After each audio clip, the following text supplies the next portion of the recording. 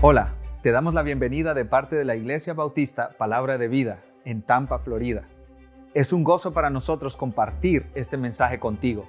Esperamos que sea de edificación. Para más información, visita nuestro sitio en internet. Que Dios te bendiga.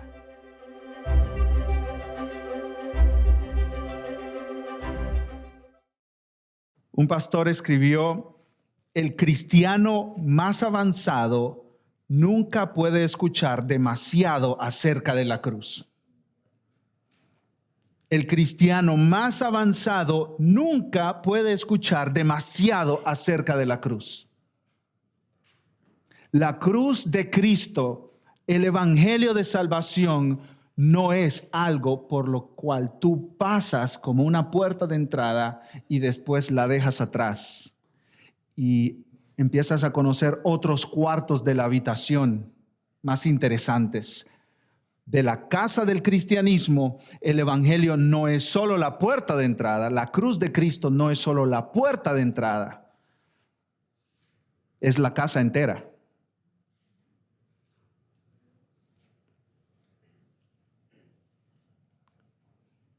Si quieres ser creyente, tienes que llegar al pie de la cruz y conocer a Cristo y a este crucificado y resucitado por ti.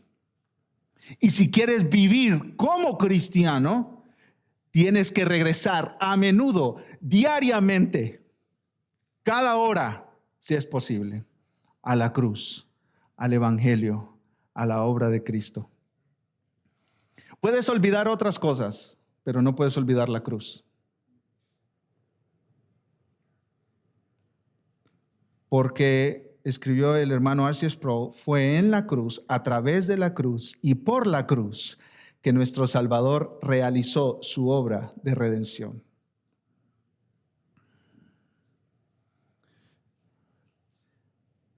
Estamos estudiando el Evangelio de Marcos, mis hermanos. Hemos ido paso a paso con Jesús esta última semana antes de su crucifixión.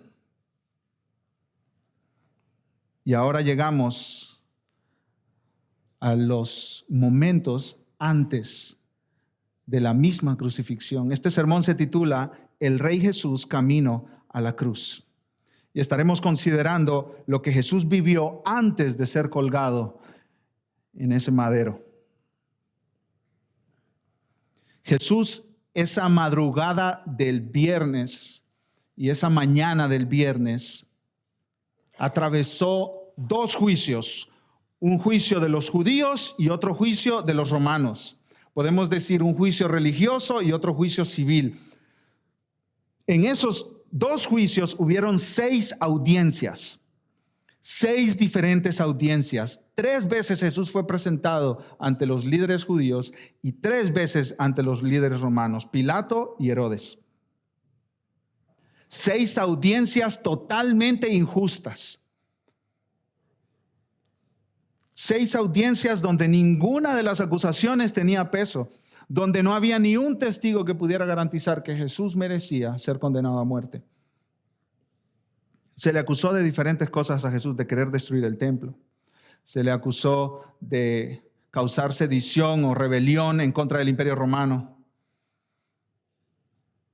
y de otras cosas que se contradecían entre sí incluso. Miren conmigo Marcos 15:15, mis hermanos. Ahí nos quedamos hace 3 semanas en Marcos capítulo 15, versículo 15. Dice que Pilato, queriendo satisfacer al pueblo políticamente tranquilo. Eso era lo que quería Pilato, estar políticamente tranquilo, queriendo satisfacer al pueblo, que no se me haga una rebelión aquí, le soltó a Barrabás y entregó a Jesús después de azotarle para ser crucificado. Pilato sabía que Jesús era inocente. Incluso en otros evangelios se nos cuenta que Pilato se lavó las manos, ¿no es cierto? ¿Recuerdan ustedes esa frase? Yo me lavo las manos como Pilato. Aquí yo no tengo responsabilidad. Pilato sabía que Jesús era inocente, pero por conveniencia política dejó a un lado la justicia y decidió satisfacer a la multitud que pedía que crucificaran a Cristo. Pilato, este detalle es importantísimo. Marcos solo lo menciona de pasada. Pilato mandó a Jesús a azotar. Ahora, mis amados hermanos, cuando azotaban a las personas que iban a la cruz, los ataban a un tronco de madera que estaba clavado en el piso. Y se turnaban dos hombres, dos soldados que eran expertos en linchar, en dar latigazos a presos del Imperio Romano. Estos hombres se turnaban para dar con toda su energía sobre el cuerpo del que estaba atado en ese poste. Los látigos eran látigos de cuero y en las puntas tenían piedras, hierro, madera, trozos afilados de piedras. Y quienes eran sometidos a esa clase de tortura, literalmente se desangraban. Había una pérdida masiva de sangre durante esos azotes. Los judíos tenían una ley de 40 azotes menos uno. Eso es el límite que puede recibir alguien, 39 azotes. Los romanos no tenían ningún tipo de ley en cuanto a los azotes. Ellos le daban y le daban y le daban hasta que los soldados que estaban golpeando dijeran ya no. Muchos condenados a la crucifixión murieron de estos azotes. El propósito de este castigo era infligir tal daño en el cuerpo de la persona que cuando estuviera en la cruz muriera más rápido. El morir crucificado es morir por asfixia. Llega un punto donde el criminal, la persona colgada ahí, no tiene fuerza ya para levantarse con sus pies de los clavos y sus manos y respirar. Entonces su sistema respiratorio queda bloqueado cuando él está colgado ahí. Jesús enfrentó este sufrimiento y esta vergüenza. Y lo que viene a continuación, versículos 16 al 21, nos dice cómo Jesús llegó de ahí, de ese tronco, de ser azotado por estos soldados romanos, hasta la cruz. Veamos en primer lugar, mis amados hermanos y hermanas, cómo los soldados se burlan del Rey Jesús. Versículo 16. Entonces los soldados le llevaron dentro del atrio, esto es al pretorio. El pretorio era un lugar donde la guardia privada del gobernador de Roma estaba estacionada.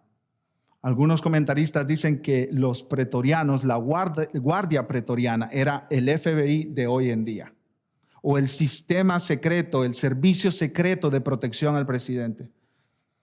Ellos eran hombres matones, hombres despiadados, hombres entrenados para matar, hombres entrenados para causar el mayor daño posible. Esos hombres, después de torturar a Jesús, le llevaron dentro del atrio seguro a un patio que formaba parte del palacio del gobernador de Roma. Y dice en el versículo 16 que convocaron a toda la compañía. Una compañía tenía 600 soldados. Durante el día estaban dispersados por todo Jerusalén, pero en ese momento seguro ahí habían unos cuantos cientos de hombres. Versículo 17, miren conmigo, mis amados hermanos, dice que le vistieron de púrpura. El púrpura era el color de los vestidos reales, de la realeza, de los reyes y de los príncipes helenistas o griegos. Cuando había una coronación, los reyes se vestían de púrpura, el color real. Obviamente, estos soldados estaban en el lugar donde se hospedaban para hacer guardia. No habían ahí vestidos verdaderos de reyes. ¿De dónde sacaron esta túnica púrpura? ¿Qué hicieron? Buscaron lo más parecido a un color púrpura entre sus posesiones. ¿Y qué encontraron? Los soldados romanos usaban un manto rojo sobre sus espaldas cuando salían a la guerra o a hacer guardia. Y seguramente por ahí había un manto de un manto rojo de un soldado que por el uso, por el sol, por el sudor, por el desgaste se había vuelto morado, púrpura. Seguro un manto viejo, haraposo, maloliente. Tomaron ese manto, desnudaron a Jesús de su ropa, porque luego Marcos nos dice que le quitaron ese manto púrpura y le pusieron sus vestidos. Desnudaron a Jesús de sus vestidos. El Hijo de Dios desnudo enfrente de estos soldados. Que no se te pase eso, mi hermano, mi hermana. El Rey del universo desnudo enfrente de esos soldados, sin nada que le cubriera.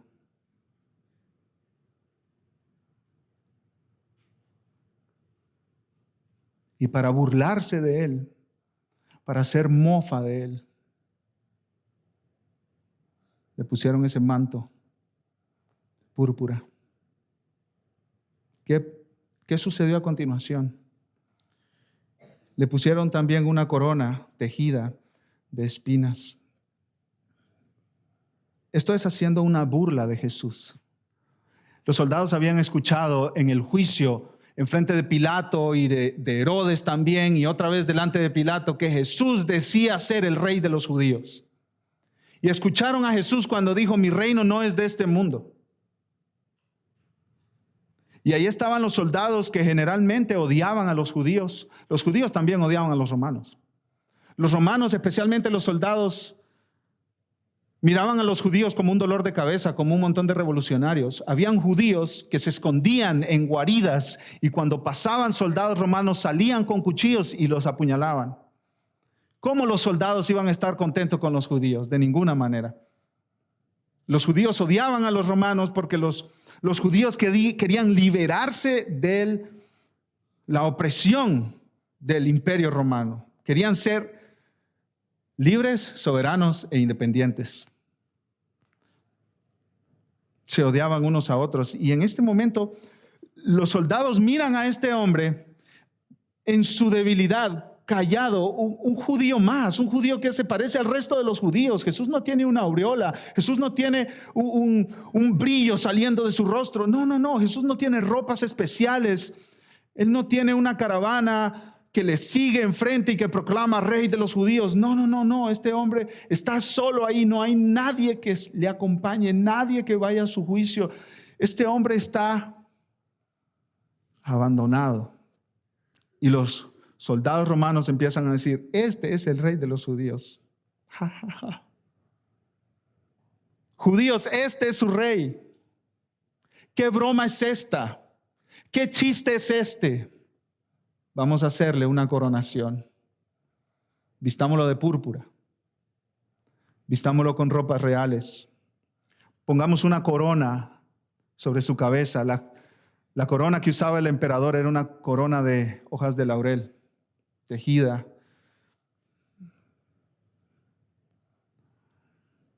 Que se ponía sobre su cabeza, y los soldados romanos están haciendo todo lo que ellos habían visto en una coronación de un emperador romano. Todo lo están haciendo solamente para burlarse de Jesús. Imagínense las espinas, mis hermanos, incrustándose en el cuero cabelludo de Jesús, provocando más sangrado del que ya había. Su espalda llena de sangre, su rostro lleno de sangre. Versículo 18. Comenzaron luego a saludarle, más burla, más mofa, más risas. Salve, rey de los judíos. Cuando se coronaba el emperador romano se decía: salve, emperador César. ¿Qué quiere decir la palabra salve? Quiere decir regocíjate, alégrate, gózate, te están coronando como rey. Y los soldados romanos dijeron: Jesús, regocíjate, mira, te estamos coronando como rey de los judíos.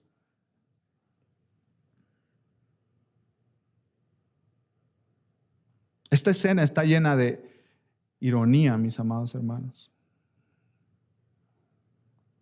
El rey del universo está ahí enfrente de estos hombres.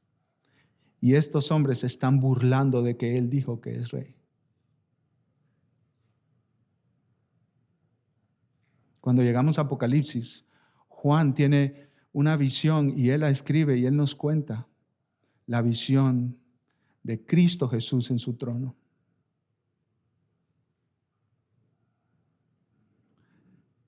Es el rey del universo. Y estos hombres se están burlando de que Él dijo que es el rey del universo. Jesucristo está ahí, mis hermanos, en ese momento, con el manto púrpura, con la corona de espinas, con una caña que le dieron para representar lo que cargaba en su mano derecha el emperador romano. Jesús, el rey del universo, que está sosteniendo la vida del planeta entero y del universo entero. Jesús, el Hijo de Dios, el que desocupó su trono y se hizo hombre, está ahí enfrente de estos soldados. Y hermanos, Él no abre su boca para defenderse. Él no dice, ¿quieren que les demuestre que yo soy? Ustedes se están burlando. ¿Quieren que les demuestre que yo soy?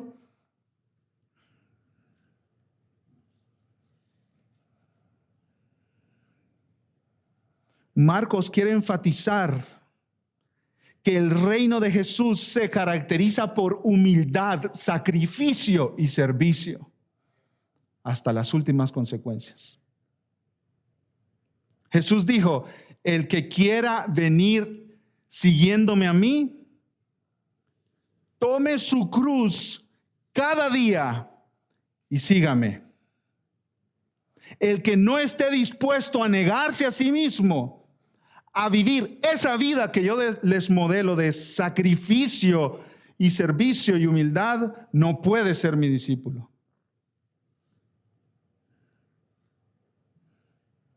El reino de Jesús es un reino diferente a todos los reinos del mundo, ¿no es cierto? Los reyes de este mundo buscan poder, autoridad. No pueden ni quieren ser avergonzados, no pueden ni quieren recibir burla, crítica. ¿Qué hace un presidente cuando se burlan de él?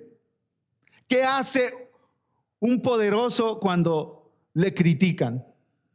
Se defiende, usa sus armas y su poderío para intimidar a otros. Este reinado de Jesús es diferente. Es diferente. Un pastor escribe, allí está el Hijo de Dios, la gloria del cielo, cubierto de sangre, sangrando por las heridas en su espalda, sangre corriendo por su rostro, por su cuello, su rostro golpeado. Allí está Jesús en una condición irreconocible, cruelmente desfigurado. Eso es lo que profetizó Isaías, ¿no es cierto? Jesús quedó irreconocible por las golpizas que le propinaron.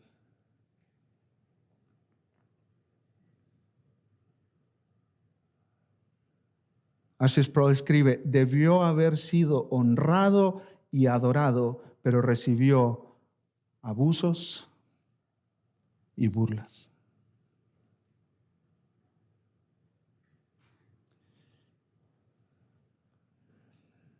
Imagínate tú ahí, al lado de Cristo, de tu Salvador, que está yendo a la cruz por ti. Él está caminando hacia la cruz para redimir a un pueblo para sí mismo. Está sufriendo y Él, que tiene poder,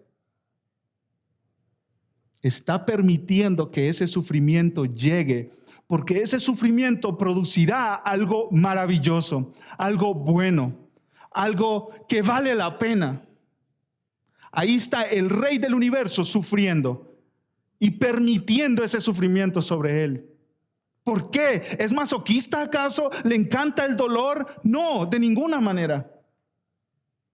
Él sabe que el camino a la cruz es el camino a la gloria. Él sabe que la única manera de traer bien a la humanidad es pasando por ese camino y yendo a la cruz. Ese sufrimiento de Jesús, el mayor sufrimiento imaginable, escucha esto, fue algo bueno. Te hago una pregunta como aplicación. ¿Cómo ves tú el sufrimiento? ¿Cómo ves tú el sufrimiento? ¿Qué concepto tienes tú de padecer, de sufrir? No hablo solamente del sufrimiento físico, como Jesús lo atravesó. Hablo de cualquier sufrimiento, de cualquier padecimiento. ¿Qué concepto tú tienes del sufrimiento? Hermanos, vivimos en el siglo XXI, en la era de la medicina, de la tecnología, de los médicos. Vivimos en la era de que todo dolor tú lo solucionas con un medicamento. O si no eres de los medicamentos, con un tecito, ¿no es cierto? Como el maravilloso té de manzanilla que todo lo cura. Vivimos en una época donde nadie quiere sufrir. Nadie quiere pasar dolor. Nadie quiere pasar trabajo, lucha, dificultad, ¿no es cierto? ¿Qué concepto tienes tú del sufrimiento, mi amado hermano, mi amada hermana? En nuestra naturaleza rechazamos el sufrimiento a toda costa, ¿no es cierto? En nuestra familia, en nuestro matrimonio, en nuestro hogar, en nuestro trabajo, en nuestra salud. No queremos sufrir. ¿A quién le gusta sufrir? ¿A quién le gusta batallar? ¿A quién le gusta pasar lucha? A nadie. Nos blindamos en contra del sufrimiento, ¿no es cierto? Nuestro doctor de cabecera, nuestro seguro médico, nuestro seguro de vida, nuestro seguro de vehículo. Siempre tenemos medicina a mano, aunque no la necesitemos. Parchos, inyecciones, medicina tomada. Nos blindamos en contra del sufrimiento. Los padres queremos blindar a nuestros hijos del sufrimiento, ¿no es cierto? Que no sufran, que no padezcan, que no batallen, que no tengan dificultades. Eso es lo que nosotros queremos para ellos. A las personas que nosotros amamos no queremos que sufran. No queremos que pasen batalla, no queremos que pasen dificultad.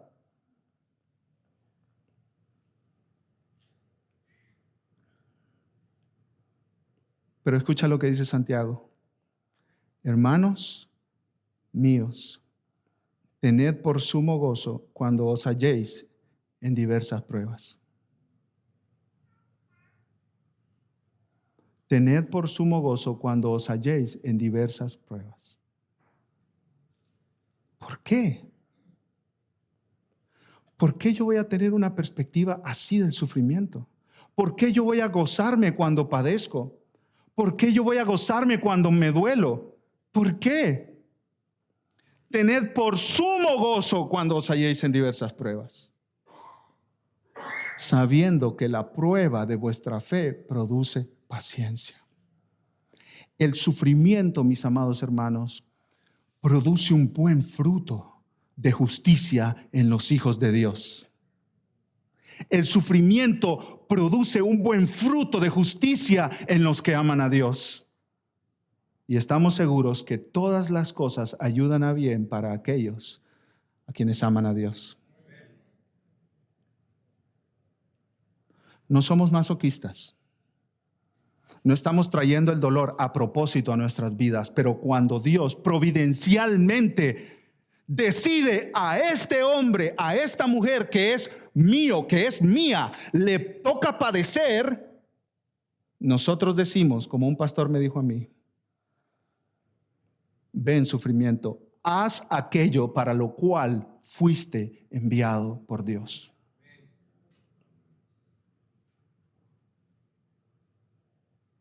El profeta Isaías usa estas frases para referirse a Jesús. Varón de dolores, experimentado en quebranto. Varón de dolores, experimentado, experto en quebranto. ¿Quién quiere ser experto en quebranto, mi amado hermano, mi amada hermana? ¿Quieres ser tú experto en quebranto? Yo te voy a decir. Jesús dijo, sigan mis pisadas. ¿No es cierto? Como nuestra cultura ama la comodidad, incluso la comodidad es un ídolo. En muchos de ustedes, amados hermanos y hermanas, la comodidad es un ídolo. Es un ídolo que Dios poquito a poco está haciendo morir en ti para la gloria de su nombre y para tu bien. Dios está triturando ese ídolo en tu vida. ¿A través de qué? Del sufrimiento. Y eso es bueno, porque tú te pareces más a Cristo. Aunque tú no quieras, mi amado hermano, mi amada hermana, Jesús dijo, prometió, en este mundo tendréis aflicción, pero confiad, yo he vencido al mundo. Dios es bueno cuando nos manda sufrimientos.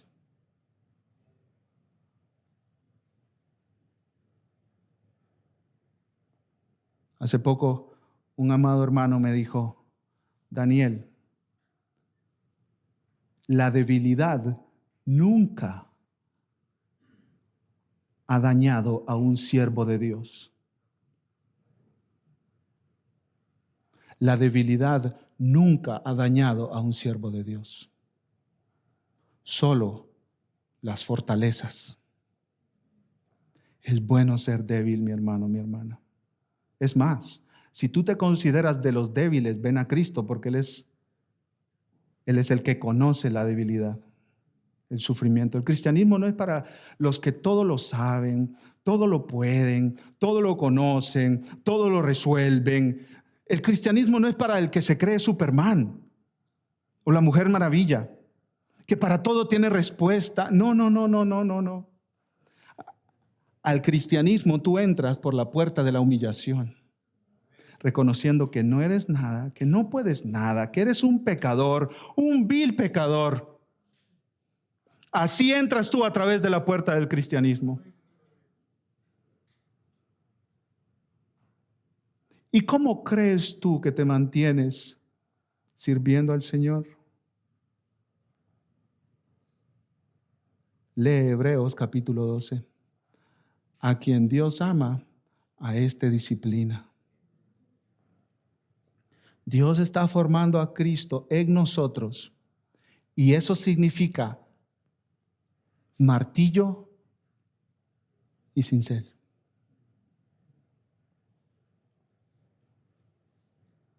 Dios está formando a Cristo en nosotros y eso significa depender de Él más. Nosotros, y me incluyo, somos demasiado arrogantes. Nos creemos demasiado inteligentes. Y Dios nos dice, mira, yo te voy a mandar este fuego para refinarte como se refina el oro, quitar tus impurezas y hacerte más como Cristo.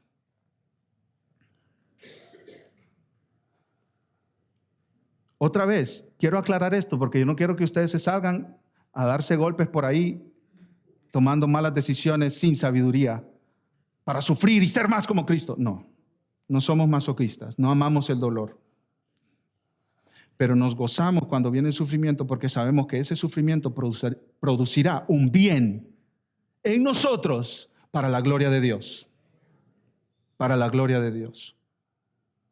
El mayor mal de la historia, el juicio, la tortura, la crucifixión y la muerte de Cristo produjo el mayor bien de la historia, la salvación del pueblo de Dios. El sufrimiento del Hijo de Dios produce fruto eterno de justicia. Amén, mis hermanos.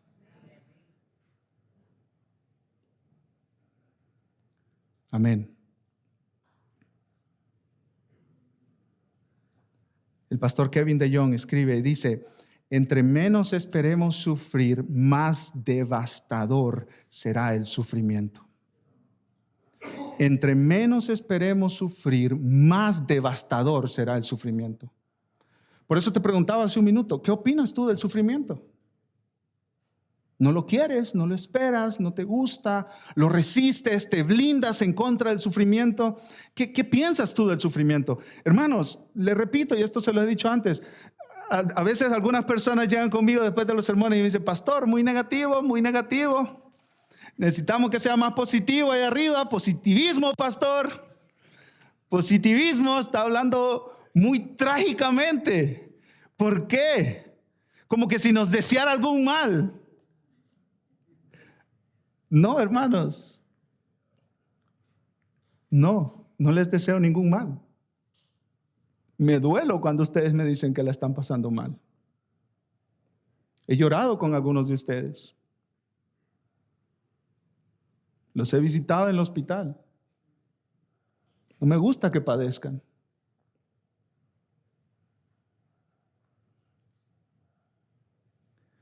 Pero la palabra de Dios nos da un concepto del sufrimiento que es diferente al que tú y yo hemos aprendido del mundo. Y hacemos bien en aprender lo más pronto posible el concepto de Dios del sufrimiento y descartar el concepto del mundo acerca del sufrimiento. Hacemos bien en estudiar la vida de Job. Hacemos bien en estudiar la vida de Pablo. Hacemos bien en estudiar la vida de Cristo. Hacemos bien. El que dice que conoce a Dios debe andar como Él, como Cristo anduvo. Primera de Juan, capítulo 2. ¿Y cómo anduvo Cristo? Varón de dolores, experimentado en quebranto.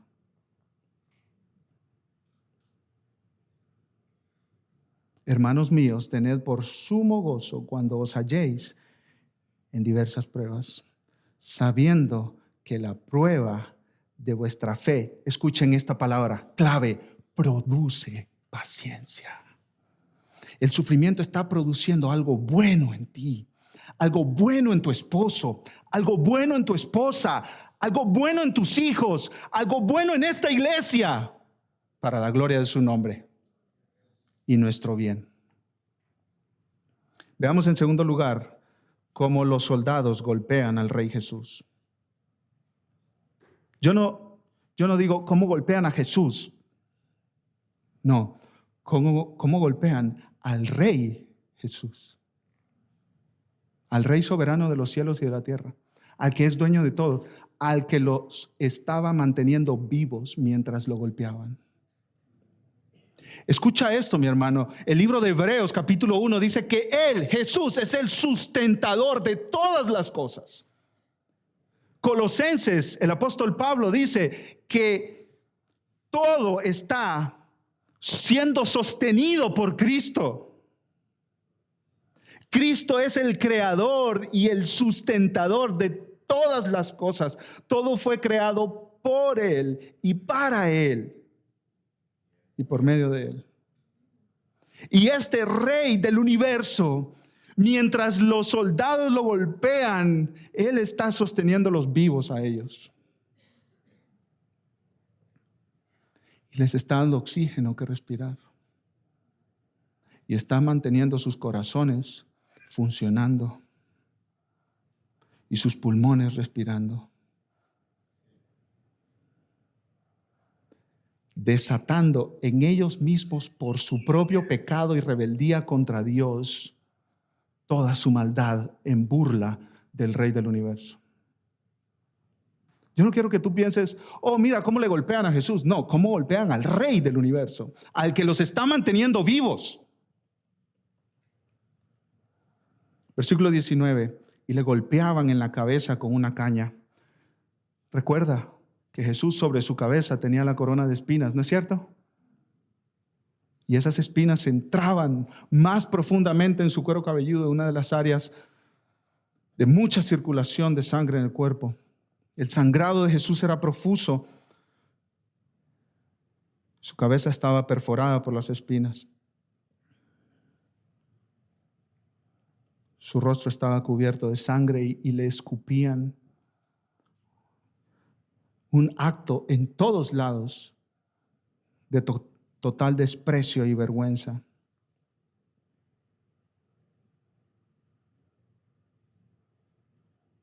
Dice el profeta Isaías que los esputos de los que le golpeaban caían en Cristo. Las flemas de los que le estaban golpeando y escupiendo caían sobre él. Sobre tu Salvador, sobre tu Redentor, amado hermano, amada hermana. Y puestos de rodillas le hacían reverencia, exactamente como sucedía con el emperador romano, solo que en este evento, en esta ocasión, era para burlarse, haciendo una parodia de una coronación de un emperador romano. Versículo 20, después de haberle escarnecido, esto es, después de haberse burlado de él todo lo que quisieron, le desnudaron de púrpura y le pusieron sus propios vestidos. Muchos dirían que la palabra escarnecedor es como bullies hoy en día. ¿Quieres enseñarle a tus hijos cómo tratar con los bullies en el colegio? Enséñales lo que hizo Cristo con estos hombres. Porque tú quieres que tus hijos estén enfocados en Cristo, no en tomar venganza por ellos mismos, ¿no es cierto? Háblale a tus hijos mucho de Cristo, mucho de Cristo. Nunca les hablarás suficiente de Cristo a tus hijos, nunca. Así que habla de Cristo, habla de Cristo. Dice aquí en el versículo 20 que no se nos pierda este detalle, mi hermano, que lo desnudaron de la púrpura, le arrancaron el vestido de púrpura. Y como una gasa, como un vendaje puesto en una herida, que ese vendaje empieza a meterse entre la piel, ¿no es cierto? Y cuando se quita de manera descuidada y rápida causa daño. Así sucedió con Cristo.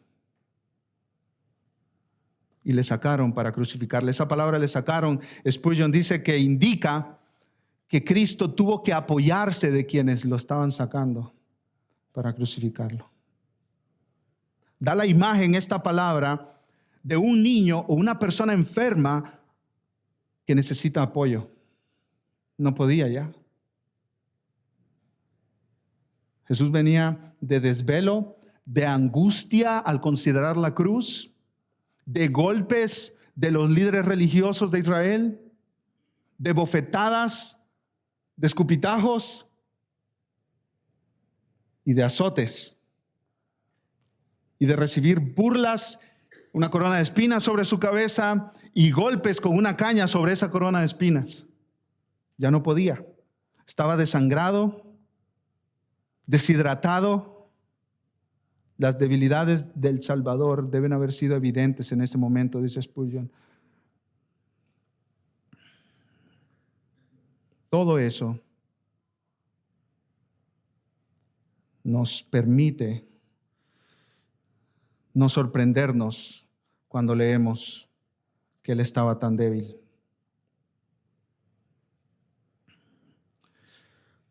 Un predicador como aplicación, mis amados hermanos, del siglo XVI escribió, escucha esto: en la humillación de Cristo está nuestra exaltación, en su debilidad está nuestra fuerza, y en su vergüenza nuestra gloria, en su muerte está nuestra vida. Jesús sufrió vergüenza para que tú no la sufras. Jesús sufrió humillación para que tú no la sufras delante de Dios. Jesús fue golpeado para que tú no seas golpeado con la ira de Dios. Jesús fue humillado para que tú no seas humillado por el Padre.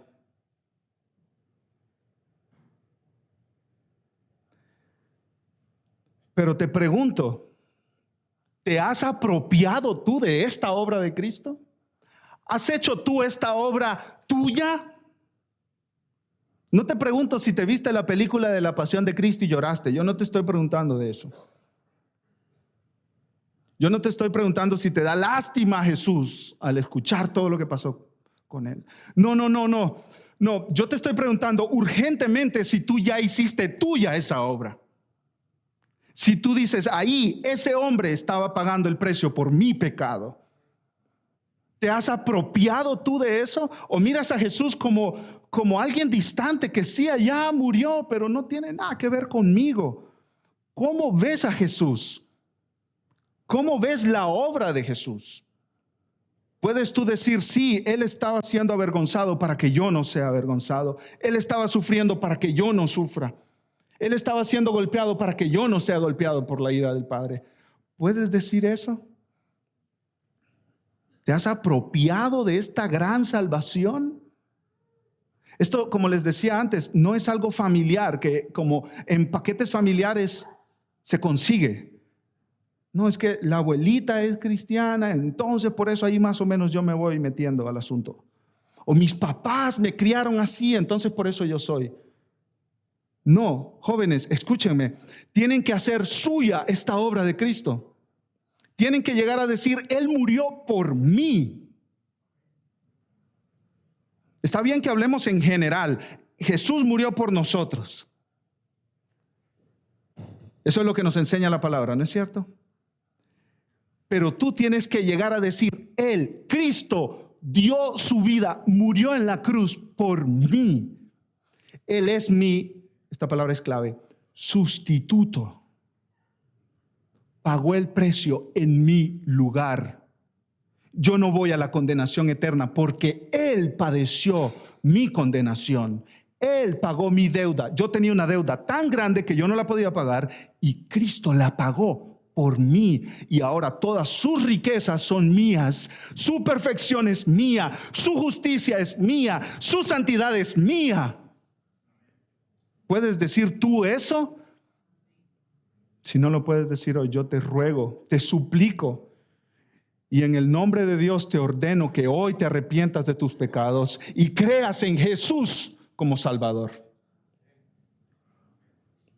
Hoy puedes decir, Cristo, esa obra de salvación fue a mi favor. Es mía, no de mi esposo, no de mi esposa, no de mis hijos, no del pastor, es mía. No es porque vengo a la iglesia, no es porque soy buena persona, es porque Él murió por mí. Personalmente, individualmente, exclusivamente. Por ti. Pensando en ti. Con tu nombre en su mente.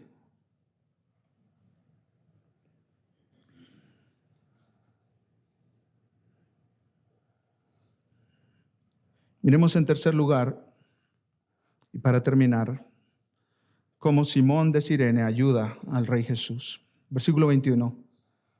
Y obligaron a uno que pasaba, Simón de Cirene, padre de Alejandro y de Rufo, que venía del campo, a que llevase la cruz. Cirene era una región al norte de África, lejos de Jerusalén, mis amados hermanos. Y este hombre, Simón, era probablemente un judío de la diáspora o de la dispersión que había salido de Jerusalén y se había ido a vivir al norte de África. Pero venía tal vez cada año a la fiesta de la Pascua para celebrar con su gente, con su pueblo, el sacrificio del Cordero. Y dice que viene del campo, tal vez de trabajar para conseguir algo de comida mientras está hospedado en Jerusalén.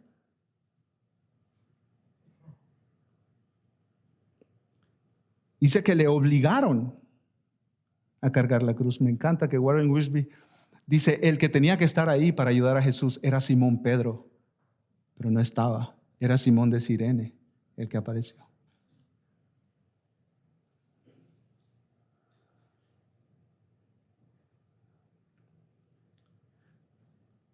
Ahora, este versículo es particularmente importante, mis amados hermanos, porque Dios en su providencia está guiando la historia de la humanidad. Marcos dice, Simón de Cirene, y añade un detalle, ¿padre de quién? De Alejandro y de Rufo. Pero ¿qué tienen que hacer esos dos muchachos ahí en esta narración? Estos dos muchachos seguramente eran miembros de la iglesia en Roma, a quienes Marcos dirigió el evangelio. ¿Cómo sabemos eso, pastor? En Romanos capítulo 16, Pablo dice, salúdenme a Rufo. Tal vez incluso uno de los líderes de la iglesia en Roma. ¿Y cómo Rufo llegó allá? Simón de Cirene tuvo un encuentro cara a cara con el Jesús sangriento, desfigurado, y él entendió, muy probablemente, que ese es el Salvador. Se convirtió a Jesús después de ayudarle a llevar su cruz. Regresó donde él vivía, compartió el evangelio con sus hijos. Seguramente fue parte de la iglesia al norte de África. Después se mudaron a Roma y allá fueron a ser parte de la iglesia en Roma. La Biblia no nos da muchos detalles, pero nos da suficientes como para estar seguros de esto. Dios gobierna la historia de la humanidad, mis hermanos. Y Él en su plan tiene maneras de que hombres y mujeres se encuentren con el Cristo Salvador a su tiempo, que tal vez es lo más extraño que nosotros podemos pensar. Los lectores del Evangelio de Marcos sabían quién era Rufo, sabían quién era Alejandro. Y cuando estaban leyendo o escuchando el texto, dijeron, hey, Alejandro y Rufo no son nuestros hermanos que están aquí. El papá de ellos cargó la cruz de Jesús. Tú puedes estar 100% seguro de esto. Desconoces el mañana, pero Dios ya llegó allá. Y Él tiene el control de todo detalle de lo que sucede en este mundo. En su mano está nuestra vida. Y Él está llevando a cabo la historia, controlando la historia para una culminación espectacular. Ahí está en Apocalipsis, ve y léelo. La gloria de Cristo Jesús, el Cordero, por los siglos de los siglos. Tal vez tú no sabes lo que va a pasar mañana, pero sí sabes lo que va a pasar en el futuro. Cristo Jesús será glorificado por siempre y siempre y siempre. Y tú puedes descansar que tu vida está en las manos de un Dios que es soberano y que trabaja para el bien de su pueblo. Amén, mis hermanos. Yo pudiera aplicar estas verdades de manera muy específicas a nuestra iglesia, a tu enfermedad, a tu matrimonio, al futuro de tus hijos, a tu futuro laboral, a tu futuro económico, a tu gente que dejaste en tu país, a tu familia extendida. Yo pudiera aplicar de muchas maneras específicas esta verdad, pero ¿sabes qué? Te toca a ti. Dios tiene el control de tu vida. Cuando menos alguien lo esperaba, apareció un tal Simón de Cirene, le cargó la cruz a Jesús, sus hijos se convirtieron y ahora eran parte de la iglesia en Roma. Todo Dios lo usa para bien.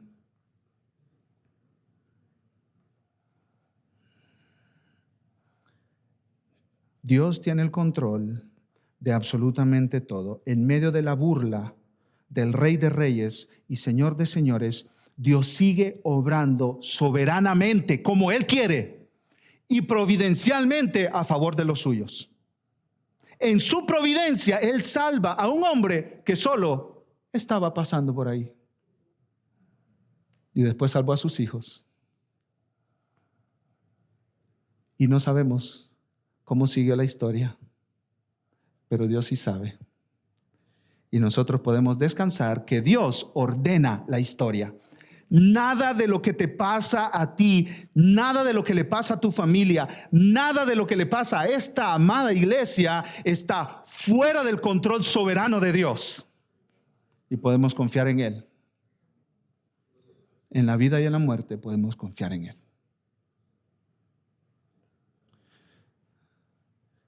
Dios envió a Cristo su Hijo para sufrir por los pecadores, para que todo aquel que en Él cree no se pierda, mas tenga vida eterna. Vamos a orar. Padre, gracias por tu palabra, gracias por el Evangelio, gracias por la cruz. Gracias por esa gran salvación, Señor, que tú nos has regalado. Gracias porque este mensaje llegó a nuestros oídos. Lo hemos escuchado y solo por tu gracia lo seguimos escuchando, Señor. Te bendecimos a ti porque en esta iglesia se predica el Evangelio, Señor. Te bendecimos a ti porque en esta iglesia se predica Cristo.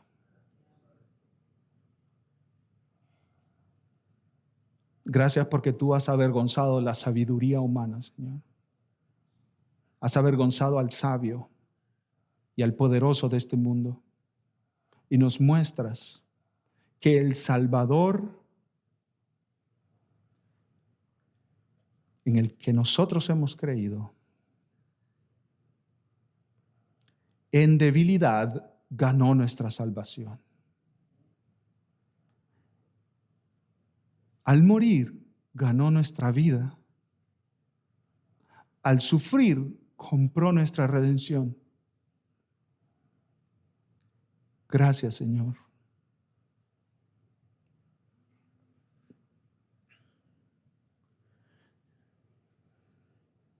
Si tú entiendes que Dios ha estado trabajando en tu corazón, y tú entiendes que tú no te has apropiado de esta salvación que Cristo Jesús ofrece, yo te ruego que tú vengas a Jesús hoy. Dios te ordena que quebrantes tu orgullo, que dejes a un lado tus armas de batalla en contra de Él, en contra de su gobierno en tu vida. Dios te ordena que vengas a Cristo hoy, que te arrepientas de tu pecado, que reconozcas tu maldad, que reconozcas tu condición de enemigo de Dios, que reconozcas que aunque históricamente no estuviste ahí, tú también fuiste parte del rechazo a Cristo. Dios te manda que tú reconozcas que tu vida la has vivido rechazando a Jesús. Que te arrepientas de eso y te apropies, hagas tuya la obra de Jesús en la cruz a tu favor. Aprópiate del perdón gratuito que Dios te ofrece hoy, no mañana, hoy. Arrepiéntete de tu pecado y confía en Jesús. Él murió por ti, sufrió para que tú no sufras, padeció para que tú tengas vida eterna. ¿Cómo se hace, Daniel? ¿Cómo se hace eso? Ve a Dios en oración, tal vez aquí, tal vez en tu cuarto, a solas, y dile: Dios, yo reconozco que soy pecador, reconozco que soy un rebelde, enemigo tuyo. Mis mentiras, mis robos, mis malos pensamientos, mi egoísmo, mi orgullo y todos mis otros pecados me separan de ti. Pero confío hoy que Jesús pagó por ese pecado en la cruz y recibo el regalo de la salvación.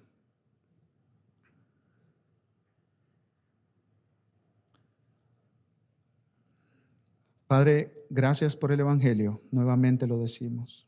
Gracias porque Jesús en la cruz cargó con tu ira. Y ahora nosotros podemos decir, somos justificados, somos santificados, somos los redimidos del Cordero. Te alabamos, Señor. Que esta semana vivamos centrados en la cruz. Para tu gloria, en el nombre de Jesús. Amén.